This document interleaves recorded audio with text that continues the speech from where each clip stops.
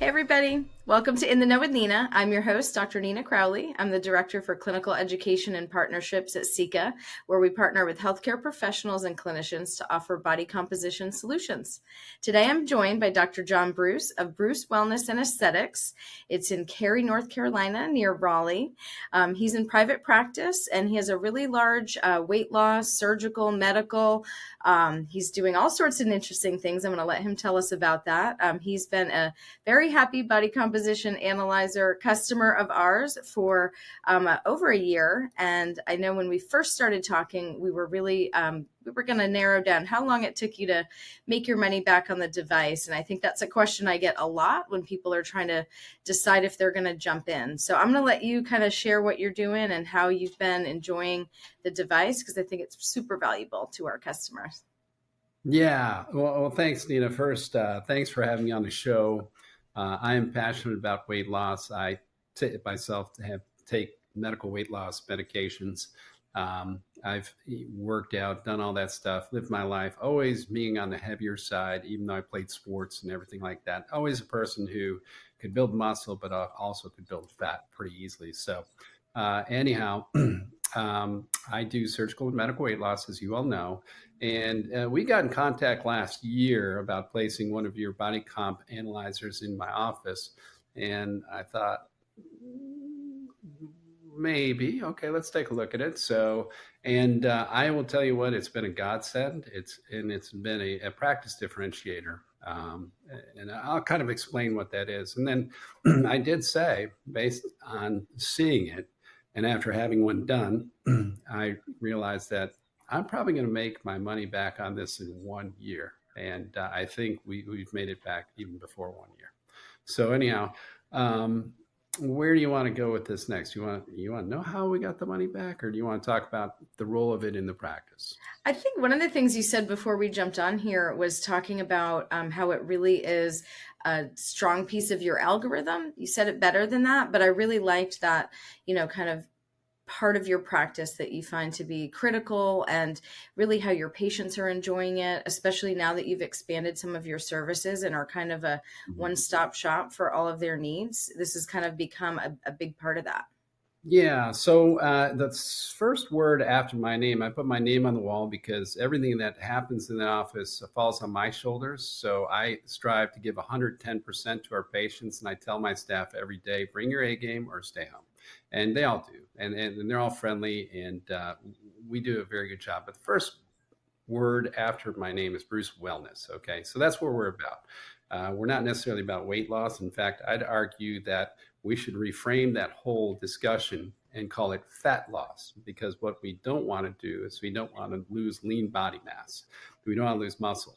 And muscle is loss of muscle is a good indication of loss of lean body mass. Okay. And, if you're using a regular scale that doesn't differentiate between lean body mass and fat mass, then you really can't tell what the patient's losing, so to speak. So, why don't we want to lose lean body mass? Well, it seems simple, but actually, if you look at studies, they have proven that muscle mass correlates to long-term survival. And so if I'm trying to get into the survival game, keeping people younger, longer, living 10, 20 years, we have to preach to them. We want to maintain our lean body mass while we lose our fat mass. We want to flip the scale, so to speak. And not only have we proven using the analyzer that we can maintain lean body mass, but we've actually proven that we can increase lean body mass or muscle mass based on using the analyzer in our practice. Now, let me tell you how we use it. Okay, give you the playbook, so to speak. Let's take a medical weight loss patient that's coming into the office for the first time. They immediately get a free body comp. Okay, and that body comp is part of our initial consult. So we'll do our consult, and then at the end, I'll sit there and say, okay, this is you. Look at this. We have a fat mass that's this, okay, we're breaking down your body mass index into fat mass index and lean body mass index. And it looks like 48% of you is fat. Normal's between, for a lady, 20 to 36 or whatever it is. And for a guy, it's that. So we need to get that fat mass decreased, right? But we don't want to do that at the expense of your lean body mass. This is your muscle. Okay, you lose muscle, you lose function, and you lose longevity. Okay, so we don't want to lose that. And I'm going to teach you how to maintain that lean body mass while you're on one of these GLP-1s or GLP-GIPs.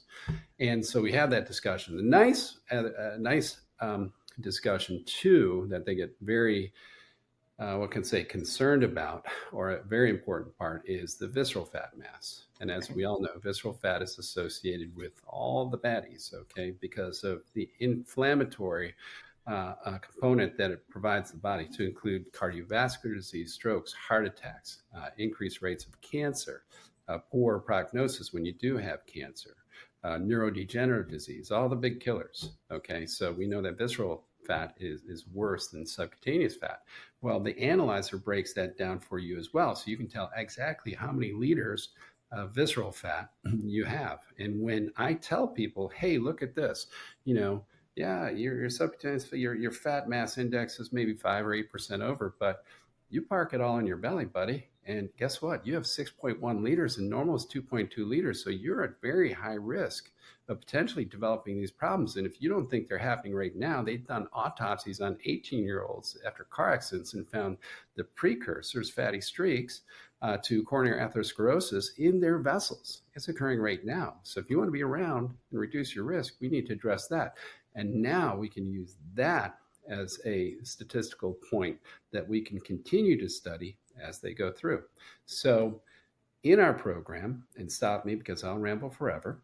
No, I like it. You're saying a lot of things that I do. So I feel like I need to commission you to do some of our education for new providers. It's important. I like the way you're saying it. Thank you. Thank you. So in our program, we see our patients monthly during dose escalation of GLP-1s. However, we don't mandate that they get a body comp analysis every single month. I think that's kind of like watching the grass grow. But every other month, we do mandate that they get it. And it costs them $25. And now that they know their visceral fat and their muscle mass, and that those are two things that they want to address on top of their weight, they're not just looking at their weight. And remember, and I tell them, I'm not a weight loss doctor. I'm a fat loss doctor. I want to lose your visceral fat, I want to lose your subcutaneous fat, and maintain your muscle mass. And again, we need to change that whole discussion in our 100%. Whole field. It needs to be, weight loss needs to go away. We need to talk about adiposity. So anyhow, not to preach on that. So every other visit, so the first visit, they get a free body comp. And now they see the value of it. And they're like, wow, ooh, that's really cool. I didn't know that, this and that. Ooh, I'm really motivated to lose that visceral fat. And they get very motivated. And they're also very motivated to maintain that lean body mass. So the second visit, a month later, we go up in dose. And if we go up in dose, or go down in dose, they see us a month later. Anytime we change dosing to see how they've tolerated. Smart. So on their third visit, they get a body comp. On their fourth visit, and remember, most of these have these medications have 5 or 6 different doses. So on the fourth visit, no body comp. On their fifth visit, they get a body comp. Now, let's say they're at their point where they're kind of at maintenance. Okay, they say, yeah, this fifth visit looks good. We're going to stay on 10 milligrams of Zepbound or whatever it is. And we're going to stay on that. So if they're going to stay on the dose and we're sure it's not going to change, we'll see them in 3 months. And in 3 months, we'll repeat a body comp. Okay. And then at the 3 months after that, we'll let that go. And 3 months after that, we'll get a body comp. And every single time they'll come in, they'll pay the $25, no problems. I have patients that come in and get their own body comps because, as you know, they can get the information by downloading or registering for your site, and then they can look at it too. The other thing that's really cool are the trends. This is my body comp, and this is, oh, look at that. We've got up arrows here, right? So this is a bad thing. So we're going to look at the trends. So I've been doing body comps on myself since last year, February 20th, 2024, when we first got it, right? And as I said, I've been on the medicine. So now you're looking at your body mass index broke down to fat and fat-free mass index, right? But interestingly enough, here's the thing. You look at your fat mass percentage has gone up a little bit. I have no idea. I must be eating too well. But what you can do is you can, in visceral adipose tissue, stayed about the same.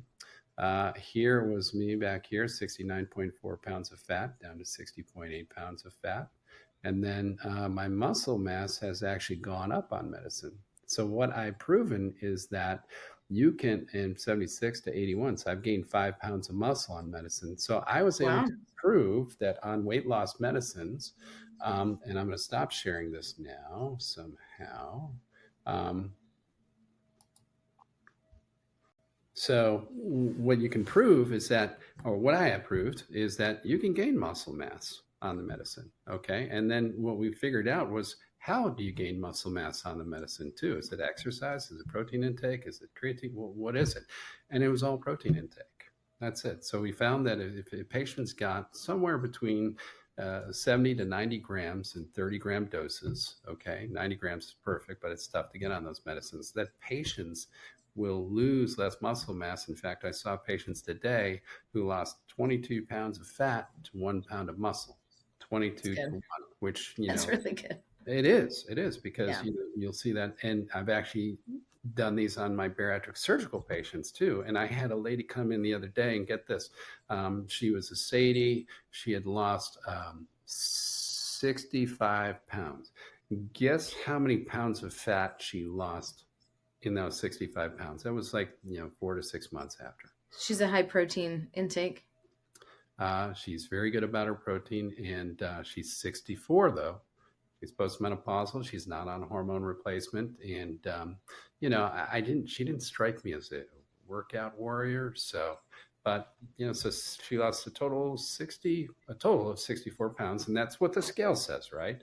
So, how many pounds of fat did she lose? Or I'm 60? going to say 55 since it's a notable story to tell me. Well, this is how notable this is. She has gotten body comps this whole time, and I can show you the data. She lost 70 pounds of fat. It's a trick question. She actually gained Wow. 5 pounds of muscle in the immediate post-op period with Wow. 6 to 8 months. And you And a know what? Sadie. And a Sadie with Wow. protein intake. So what's great is, whether you're doing surgery or medicine, you can use both to kind of monitor your patients, coach them up, and you can also start drawing inferences and conclusions about your therapies to see if they're being effective in maintaining that lean body mass. One last thing that I added was creatine. So that's one thing that we've been using just recently, and we're seeing a nice response to that so far, but the data's still early. But that should be very interesting, because that, as well, is supposedly will increase not only muscle mass, but also increase ATP availability at the cellular level, not just for muscle, but also for brain. And what are we talking about? We're talking about wellness. So, and personally, I've been on creatine, I don't know, about a month and a half, and I've noticed improved performance at my workouts. Usually my workouts are 60 minutes with the trainer. He kicks my ass. And at about 4 minute 35 to 45, I'm like looking at the clock, wishing I could tap out, but I don't. Now with creatine, I kind of get right through the end, and at the end of the day, still have some energy. So it's good. But anyhow. Yeah, one of the things I really like too, it sounds like you kind of go on a journey with the patient, right? It sounds like you kind of sit there, you look at the numbers, you talk to them about their individual story, and sort of explore kind of an experiment, like, we're going to try this, and then we're going to bring you back and see where you're at and pivot and tweak if we need to, which I really love that approach. Yes, yes, yes. And I will tell you this, the patients are strongly motivated when they come in. They want to know what their muscle mass is. They want to know what their visceral fat is, especially if they've had high visceral fat. They get extremely motivated. I couldn't do that with a simple scale. If I put them on a simple scale, they'd be looking at a number called their weight, and that's it. Another thing that is helpful, which was helpful in that lady, is, she came in and said, I only lost 65 pounds. When you turn around and say, well, you lost 70 pounds of fat, you gained 5 pounds of muscle, that number now means something different. Completely. And you can't tell that without a good body comp analyzer. So, it's just been a huge hit for the practice. We've got some new things coming, so I won't give it all away on here, but some trending features that I think are going to be pretty exciting to see. And so a case just like that is what breaks the math and makes it really hard to make the visuals match your trending, but I think we've got we've got it covered, because that's just, I mean, that's beautiful math to see, right? It blew me away. It blew me away, and the the fun part was I've asked multiple staffers, out of the 65 pounds she lost, how much was fat, and it's a trick question. So I like that. yeah. But yeah, so it sounds like you've got kind of a good system going. It sounds like the patients are really involved.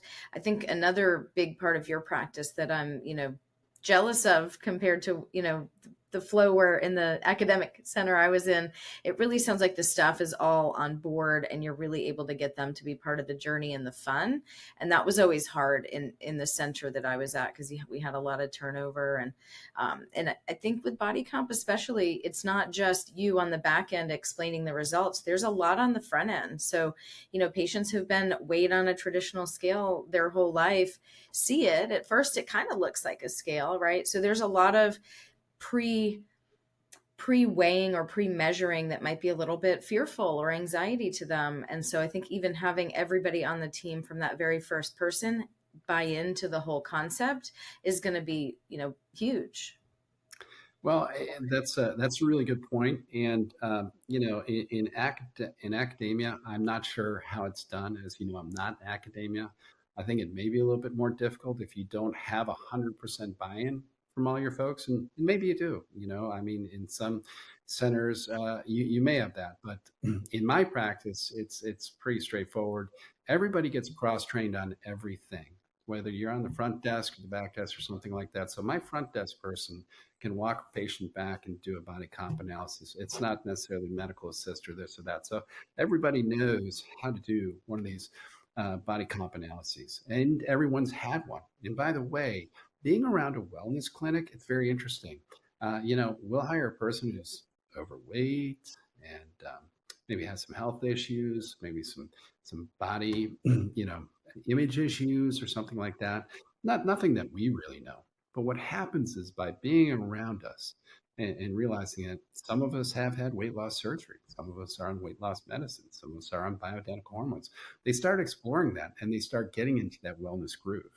And they're doing body comps on themselves and checking it out and doing them as well. So they understand the value to themselves. So we no longer have to tell them how to do it.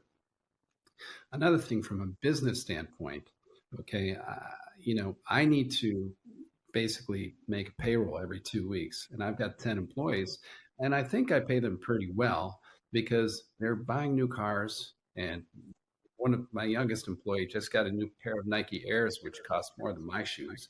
And I told him, hey, man, if you can afford those shoes, you don't need a raise. Okay, you're doing well. I'm taking care of you.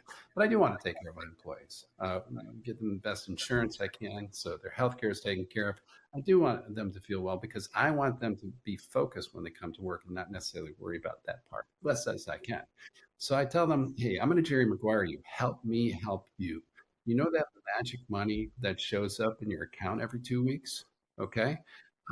It's got to come from somewhere. So I don't want you selling anything that a patient doesn't need, but help support our cause, help contribute to our cause. So the body comps are part of that contribution in a way, though, now that we have a more rigorous way about it, they're not really necessarily involved in doing it. I can tell you that that young guy I was talking about, I was in the office yesterday with my wife for 10 hours working on our new liposuction suite. And talk about a romantic way to spend a Sunday. Anyway, that young guy was in there with a friend of his. And, on weekends, I let them come in if they want to do a treatment or something like that on them, as long as there's no cost to it, there's no cost to the patient, and they can do it, their friends and family. And so guess what he was doing? He was doing a body composition analysis on one of his friends, at 20.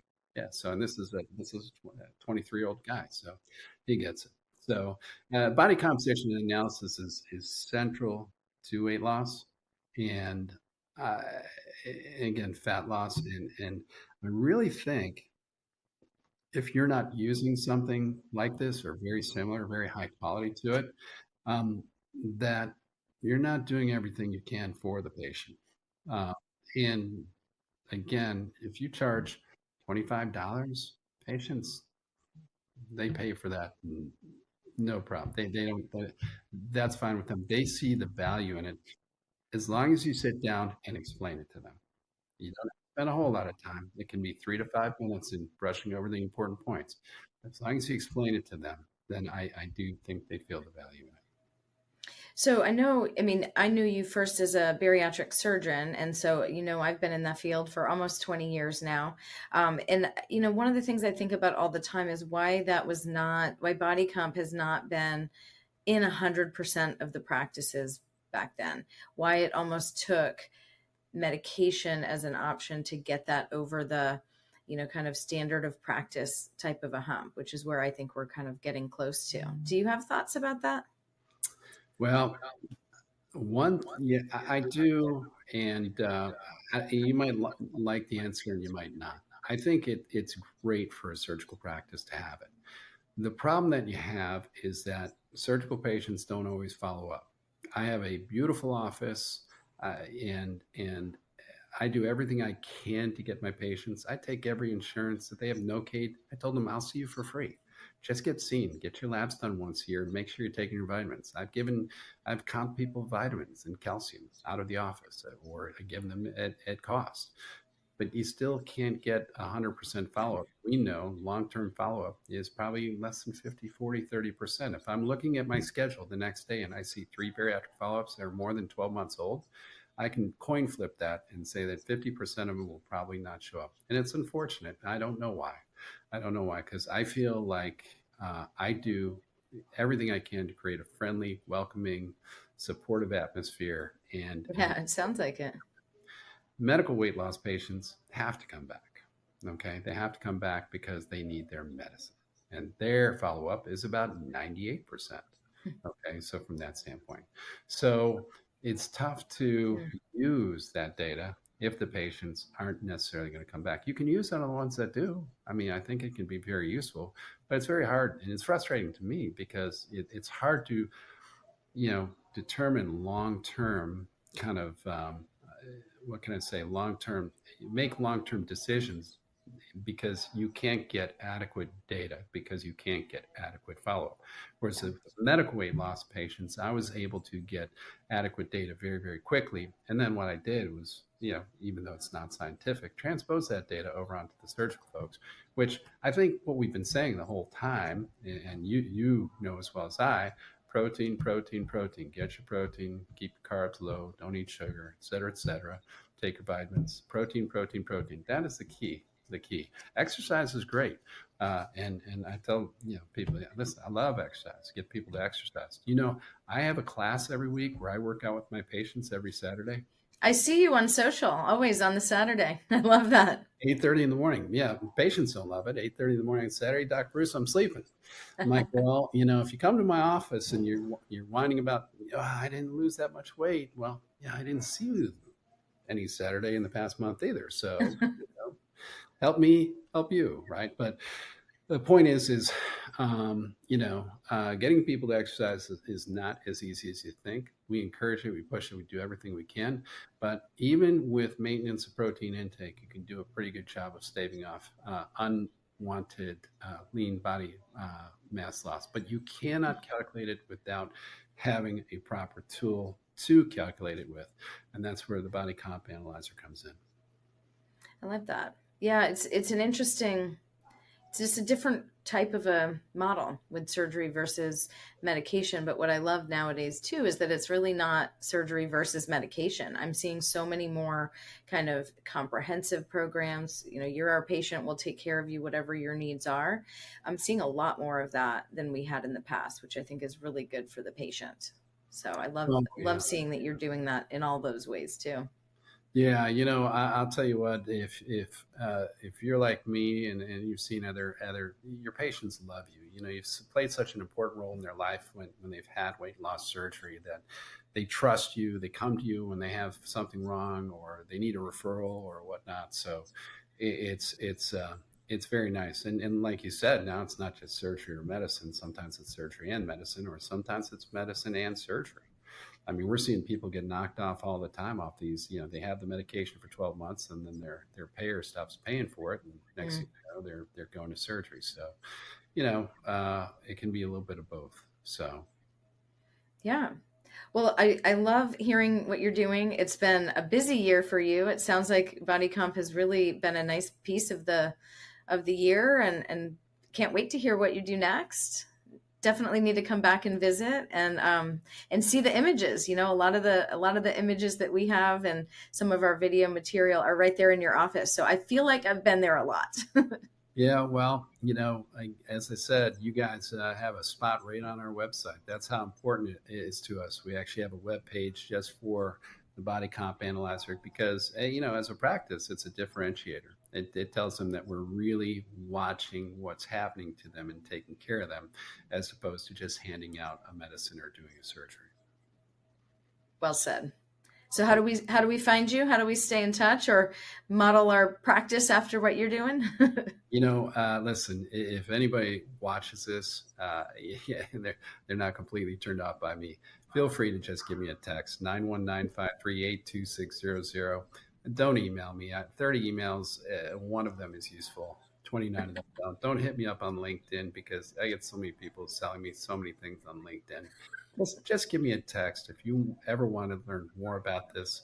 I'll text you right back. Usually, I love really truly linking up with people and helping people any way I can. And many times I learn as much or more from other people.